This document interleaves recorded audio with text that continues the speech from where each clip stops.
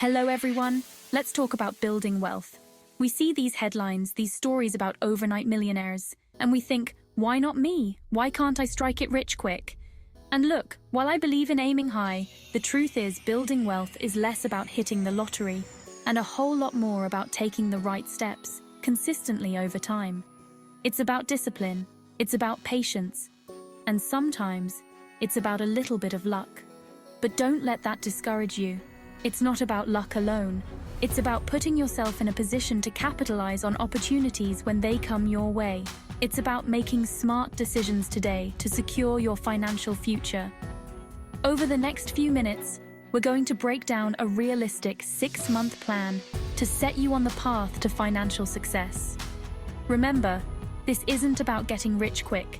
It's about building a solid foundation for lasting wealth. You know, folks, I've seen it time and time again. The biggest mistake people make is thinking they need a mountain of money to start investing. The truth is, the magic happens when you start early, even if it's with a little. That's the power of compounding, folks. Think of it like a snowball rolling downhill. It starts small, maybe just a handful of snow. But as it rolls, it picks up more and more snow, growing bigger and bigger. That's compounding in action. The money you save early on starts earning interest. Then, that interest earns interest, and so on. It's like a snowball of wealth building momentum over time. Now let's talk about how to get that snowball rolling.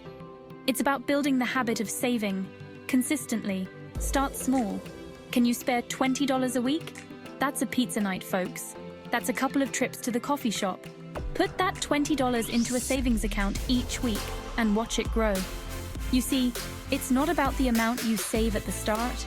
It's about building the habit, the discipline of setting money aside. And as you get raises, as you find ways to trim your budget, you can increase those savings. Remember, even small amounts consistently saved and invested can add up to significant wealth over time. Don't underestimate the power of starting early and letting that snowball of wealth grow. Alright, let's talk about those budget leaks. You know, those little expenses that sneak up on you and drain your bank account. Things like daily lattes, eating out too much, impulse buys online. They seem small, but they add up, folks. Now, I'm not saying you have to live like a pauper and eat ramen noodles every night. It's about being mindful of where your money is going and making conscious choices.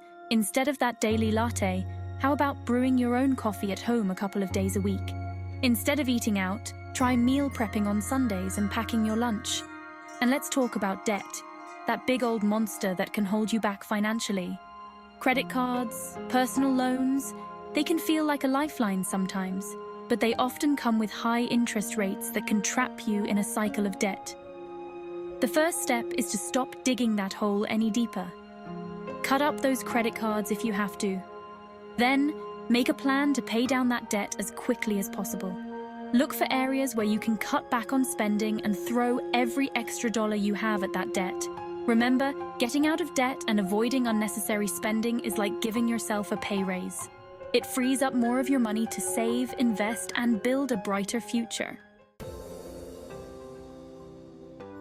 Now, once you got that savings snowball rolling and plugged those budget leaks, it's time to put your money to work for you.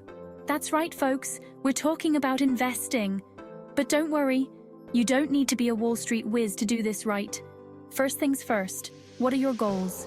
Are you saving for retirement? A down payment on a house? Knowing your goals will help you determine your time horizon, which is just a fancy way of saying how long you plan to invest your money. Next, let's talk about risk. Investing always involves some level of risk, but some investments are riskier than others. Generally, the higher the potential return, the higher the risk. You want to find a balance that aligns with your risk tolerance and your financial goals. Now, there are a lot of different investment options out there. Stocks, bonds, mutual funds, real estate, the list goes on.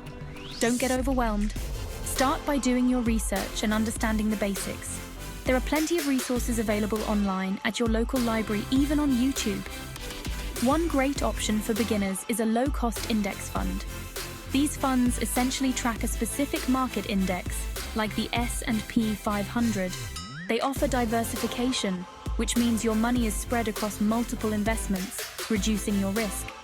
Remember, investing is a marathon, not a sprint. Don't try to get rich quick by chasing the latest hot stock tip. Focus on building a diversified portfolio that aligns with your goals and your risk tolerance. Let's talk about boosting your income, folks. Now, I'm not just talking about working harder at your current job, although that's never a bad thing. I'm talking about exploring different avenues to increase your earning potential. First off, evaluate your current job situation.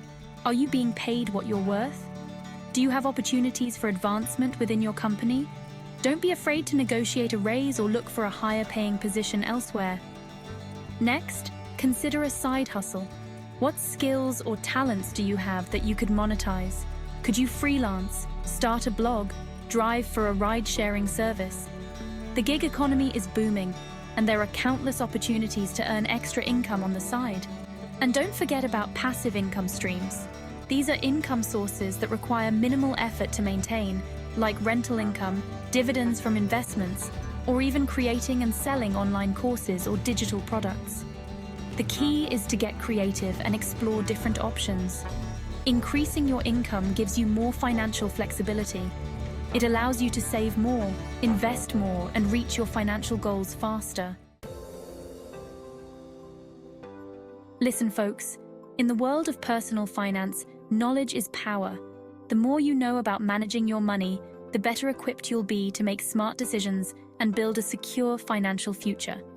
Start by reading books and articles about personal finance. There are tons of resources available online and at your local library. Look for reputable sources that provide unbiased information. And hey, guess what? You're already doing it. By watching this video, you're taking a proactive step towards financial education. Keep that momentum going. Don't be afraid to ask questions. If you don't understand something, ask a financial advisor, a trusted friend or family member, or even reach out to customer service at your bank or credit union. The more you learn about personal finance, the more confident you'll become in managing your money. You'll be able to make informed decisions about budgeting, saving, investing, and planning for your future. Now, I know what you might be thinking. Dave, this all sounds great, but I'm feeling a little overwhelmed. And you know what? That's okay. Managing your finances can feel like a daunting task, especially if you're just starting out. That's where a financial advisor can be incredibly helpful. Think of them as a financial coach in your corner, guiding you toward your goals. They can help you create a personalized financial plan, answer your questions, and provide support along the way. Now, not all financial advisors are created equal. Look for a fee-only fiduciary advisor. This means they're legally obligated to act in your best interest, not their own. They can help you with everything from budgeting and saving to investing and retirement planning. They can also help you navigate complex financial situations, like buying a home or planning for your children's education. Remember, seeking professional guidance doesn't mean you're giving up control of your finances. It means you're bringing in an expert to help you make the best decisions for your unique situation. So there you have it, a 6-month reality check for building wealth. We talked about the power of saving early and consistently, plugging those budget leaks, investing wisely, boosting your income, educating yourself about personal finance, and even seeking professional guidance when needed. Remember, building wealth is a marathon, not a sprint.